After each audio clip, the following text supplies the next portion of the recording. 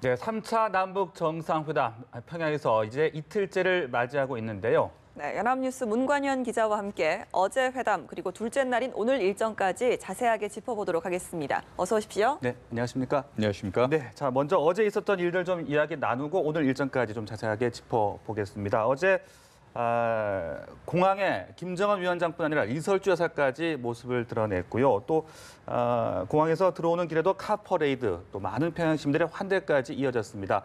문 대통령을 향한 환대 어떻게 좀 보셨습니까?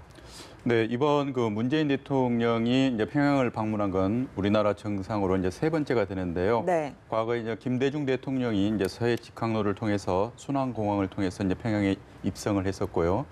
노무현 대통령 같은 경우에는 이제 군사분 계선을 직접 스스로 걸어서 북한을 들어갔습니다. 이처럼 과거의 두 정상들에게 정상회담에서 있었던 예우 가운데 최고의 예우만을 골라서 이를 종합해서 어제 문재인 대통령에게 이런 최고의 예우를 해줬다 이렇게 볼 수가 있겠습니다. 그러니까 공항까지 직접 나와서 영접을 한 것은 바로 이제 김대중 대통령을 영접했던 2000년도 당시 사례고요. 네. 이번 같은 경우는 이제 퍼스트 레이디인 이설주 여사가 함께 동행했다는 것이 더 큰 또 의미가 있습니다. 그리고 노무현 대통령 같은 경우에는 2007년도에 당시에 개성에서 평양까지 고속도로를 통해서 이제 평양을 들어갔었는데요. 당시에 인민문화궁전에서 4.25 문화회관 앞까지 약 6km를 카퍼레이드를 벌였습니다. 또 달라진 점은 당시에는 김영남 최고인민회의 상임위원장과 함께 카퍼레이드를 했지만 이번 같은 경우에는 최고의 존엄인 김정은 국무위원장이 직접 문재인 대통령과 함께 차량에 탑승을 해서 평양 시내, 특히 여명거리 같은 데를 일일이 소개를 하면서 지나가는 모습을 보였고, 특히 이제 문재인 대통령 같은 경우에는 특유의 또 여러 가지 이제 겸손한 모습으로 평양 시민들에게 다가가는 이런 모습들이 이번 그 3차 정상회담의 가장 특징적인 모습이 아닌가 이렇게 보고 있습니다. 예, 네. 사실 방북 전부터 좀 이번 회담 일정 중에 여러 가지로 좀 깜짝 놀랄 만한 이벤트들이 펼쳐지지 않을까라는 예상도 했습니다만 실제로 어제도 그런 장면들이 속속 보였습니다. 특히 좀 어제 그 삼지연 공연에서 김 위원장의 등장 같은 경우는 예정되어 있지 않았던 모습이잖아요. 네, 맞습니다. 지금 현재로서 봐서는 이제 김정은 국무위원장 그 특유의 본인이 굉장히 즉흥적이고 굉장히 감성적인 그런 정치를 하고 있는데요. 네. 모든 게 이런 정상회담 같으면은 사전에 서로 이제 실무진 차원에서 일정뿐만이 아니라 동선까지도 대부분 결정을 하고 그에 따라서 이제 진행하는 순서로 이제 우리가 일반인들에게 이제 공개가 되는데요. 김정은 국무위원장 같은 경우에는 어제 일정이 대부분 하루 일정이 되게 중요한 일정들이 많았습니다. 예. 일단 뭐 공항에서부터 문재인 대통령을 직접 환영을 했고 또 평양 시내를 같이 카퍼레이드를 했고 그리고 나서 또 정상회담과 밤까지 이런 일정이 이어졌다면은 점심 식사만 따로 한 걸 빼놓고는 하루를 거의 같이 보냈다 이렇게 볼 수가 있는데요. 뭐 점심 시간도 본인의 또 영빈관 입구에서 하는 말로 미뤄봤을 때는 문재인 대통령을 좀 배려를 해서 편하게 식사를 하시고 또 일정을 시작하자 이런 차원에서 또 했었기 때문에 어제 하루를 대부분 이 정상회담을 위해서 또 문재인 대통령과의 어떤 공식적인 일정 소화를 위해서 보냈는데 마지막 그 삼지연 관현악단 공연까지도 함께하는 이런 모습을 보여준 것은 낮에는 대부분 그 딱딱한 정치 의제로 정상회담에서 논의를 했겠지만 또 밤에는 또 문화예술인들과 함께 남한에서 올라온 여러 손님들과 함께 어우러지는 또는 하나가 되는 이런 화합하는 모습을 또 보여주기 위해서 이런 장소까지 또 굳이 나타나지 않았을까 이렇게 보고 있습니다. 네, 어제 첫날 회담 약 2시간 걸쳐 진행이 되지 않았습니까? 비핵화 문제라든지 남북 종전 선언 등과 관련된 부분들 어떤 이야기들이 오고 갔을지 아직 그 내용들이 알려지지 않았기 때문에 좀 더 궁금해지는 것 같은데요.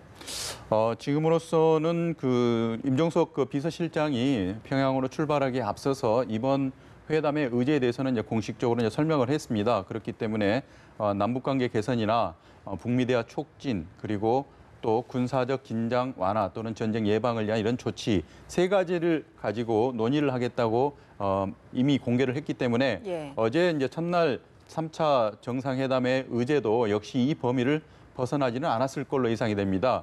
제가 개인적으로 볼 때는 어제 이제 첫날을 하고요. 오늘이 이제 마지막 또 회담을 하기 때문에 좀 쉬운 문제부터 먼저 풀어가지 않았을까 예. 이런 또 생각을 하기 때문에 가장 먼저는 먼저 문재인 대통령과 김정은 국무위원장 간에 가장 또 서로가 통할 수 있고 현재 실제로 남북 관계의 개선이 진전이 되어 왔던 것처럼 네. 여러 가지 이산가족 상봉이나 쉬운 문제부터 먼저 접근을 하지 않았을까. 예. 그렇게 봤을 때는 어제는 세 가지 의제 가운데 주로 이제 남북 관계 개선에 관련된 문제들을 처음에는 좀 풀어나갔을 걸로 예상할 수가 있겠습니다. 그렇기 때문에 현재 이산가족 상봉 정례화 문제에 대해서는 문재인 대통령이나 김정은 국무위원장이나 생각이 똑같고 실제로 두 정권이 출범한 이후에 최초로 또 이제 8.15를 계기로 인해서 금강산에서 이산가족 상봉 행사까지 성공적으로 치렀기 때문에 향후에 이런 그 이산가족 상봉의 정례화 문제에 대해서는 또 가볍게 예. 또는 논의가 됐고 지금 현재 그 개성에 남북 공동 연락 사무소를 개소를 했는데요. 앞으로 남북 간에 연락을 하는 데 있어서 매개체 역할을 하고 창구 역할을 할 이 연락 사무소 운영 방안에 대해서도 굉장히 좀 심도 있게 논의가 됐을 걸로 보이고 있습니다. 하지만 이제 정말 중요한 것은 한반도 비핵화에 관련된 부분인데요. 이러한 부분에 대해서는 아직도 미국과 북한 간에는 서로가 구체적인 해법에 있어서 그런 방법론적인 그런 의견 접근이 이루어지지 않고 있는데 이번 그 3차 남북 정상회담의 가장 큰 하이라이트는 어떻게 하면은 서로 눈높이를 맞추고 있지 않는 이 네. 북한과 미국이 이제는 서로가 양보를 해서 높이를 낮춰서 결국은 이제는 2차 북미 정상회담의 문을 열 수 있을지 예. 이 부분을 문재인 대통령이 키를 어떻게 활용할지가 가장 큰 현안입니다. 그렇기 때문에 오늘 회담에서는 이런 부분이 좀 논의가 되지 않을까 이렇게 보고 있습니다. 네, 어제는 첫날이었기 때문에 그나마 좀 덜 무거운 주제인 남북관계 발전 방안들이 주로 이야기가 되지 않았을까 이렇게 말씀하셨고 말씀하신 대로 이제 오늘부터는 상당히 민감한 문제인 비핵화 이야기가 오고 갈 것으로 보이는데 오늘 둘째 날 일정 소개를 좀 해주시죠. 네, 오늘 또 그 북한에서 최초로 이제 남북 정상회담의 장소로 선택한 노동당 중앙청사 본부청사인데요. 여기에서 어제에 이어서 오늘 또 똑같이 회담 장소는 변동이 없을 것 같습니다. 네. 배석자도 크게 변동이 없을 걸로 보아서는 서훈 국정원장과 정우영 안보실장이 배석을 할 걸로 예상이 되고요. 북한에서도 김영철, 김여정이 함께 이렇게 참석을 한 가운데 한반도 비핵화에 대한 논의가 이루어질 것 같은데요. 만약에 이제 이번 같은 경우에 한반도 비핵화의 논의의 성격상 강경화 외교부 장관 또는 이제 북측에서는 리용호 외무상도 예. 가세할 가능성은 이제 배제할 수가 없는 상태인데요. 이 비핵화에 대해서 오전 중에 지금 현재 논의를 매듭짓는 걸 목표로 하고 있습니다. 그래서 만약에 우리가 목표로 하고 있는 일정 정도의 성과가 나온다면은 기자회견을 통해서 프레스센터에서 이를 일반에 공개할 걸로 예정이 되고 있고요. 네. 성공적인 이런 그 합의가 이루어진다면은 오후에 공동 기자회견을 통해서 이제 발표를 하고 문재인 대통령은 평양 시내 이제 주요 시설물들 현재로는 구체적으로 어떤 시설을 갈지에 대해서는 발표를 하진 않았습니다만 현재 우리가 예측을 할 수 있는 거는 어제 문재인 대통령이 지나갔던 여명거리와 함께 평양의 명소라고 할 수 있는 과학자 거리나 여러 가지 이제 북한을 상징하는 여러 가지 북한이 체제 선전이나 아니면 대외적으로 알려주고 싶은 이런 공간들을 선택을 해서 예. 오후 일정을 소화할 것으로 보이고 있습니다. 그리고 저녁에는 아마 문재인 대통령이 이번 그 방북에 앞서서 북한 주민들이 자주 가는 식당 예. 이곳에서 요청을 북한 했죠. 주민들과 이제 식사를 네. 하고 싶다, 만찬 행사를 하고 싶다고 사전에 통보를 했기 때문에 이 식당이 또 어디가 될지도 현재로는 우리로서는 좀 알 수가 없는 상태인데요. 이러한 그 문재인 대통령은 이번 같은 경우에는 북한을 방문하는 과정에서 김정은 국무위원장과 주로 이제 그 정상회담의 의제를 가지고 정치적인 이런 논의를 하는 것도 되게 중요하지만 어제부터 공항에서 환영식장에서 또는 카퍼레이드 중간에 내려서 주민들과 만나는 걸 보면은 북한 주민들에게도 남한 대통령의 이미지를 굉장히 친근한 이미지를 심어주는 데 좀 노력하고 있는 것 같습니다. 예. 이런 모습은 오늘 밤 만찬 행사를 통해서도 우리가 또 확인을 할 수 있을 것 같은데요. 네. 이런 성공적인 그 우리의 어떤 정상회담 일정이 오늘 밤 저녁이 또 하이라이트가 되지 않을까 이렇게 보고 있습니다. 그렇군요. 예, 오늘 여러 가지 일정이 좀 예정돼 있습니다만 그래도 역시나 좀 가장 중요한 일정이 이제 회담일 텐데 그 회담에서 그 다양한 합의가 이루어지겠지만 특히나 좀 비핵화 같은 부분은 말씀하셨듯이 오늘 좀 어렵고 또 많은 부분 이야기가 되어야 될 것 같은데요. 오전 중에 만약에 이제 합의가 이루어지고 합의문이 나온다면 저희가 어디까지 내용을 좀 예측해 볼 수 있을까요? 네, 현재로서는 그 4월 27일 날 판문점에서 남북 정상회담을 통해서도 남북이 완전한 비핵화에 대해서는 합의를 했습니다. 예. 큰 틀 차원에서는 비핵화를 해야 된다는 그런 원칙에서는 남북 간에 합의를 했고 6월 12일 싱가포르에서 열린 북미 정상회담에도 역시 마찬가지입니다. 이런 비핵화의 원칙적인 부분에 대해서는 트럼프 대통령과 김정은 국무위원장이 충분히 의견 접근을 이루었지만 문제는 이제 그런 그 비핵화를 어떻게 풀어나가느냐 예. 이 방법론에 있어서 문제가 되는데요. 이러한 방법론은 결국 폼페이오 국무장관이 바로 평양을 방문해서 구체적인 논의를 이어가자고 했을 때 바로 이제 세 차례나 방북을 했음에도 불구하고 이러한 것들이 진전을 보지 못한 것은 결국은 북한에서는 먼저 종전선언을 해라. 우리 예. 체제 안전을 굉장히 보장을 해야 되지 않겠냐. 이 부분부터 계속 요구를 하고 있는 것이고요.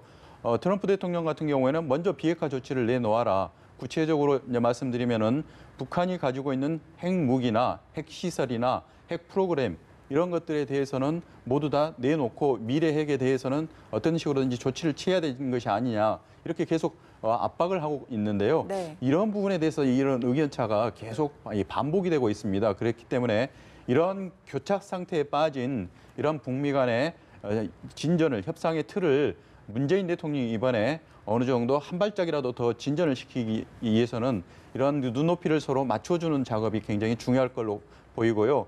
이런 차원에서는 지난 2월 달부터 우리 정부 특히 문재인 대통령이 보여온 협상가로서 그런 능력을 이번만큼은 가장 또 예. 보여줘야 될 그런 그 필요한 단계에 이제 도달한 것으로 현재 보고 있습니다. 네. 자, 그리고 이 노동당 본부 청사 얘기도 좀 해보고 싶은데 어제 이제 처음으로 정상회담이 노동당 본부 청사에서 열리지 않았습니까? 그 노동당 본부 청사로 장소가 선택된 이유 그리고 특징이 있으면 좀 말씀해 주시죠.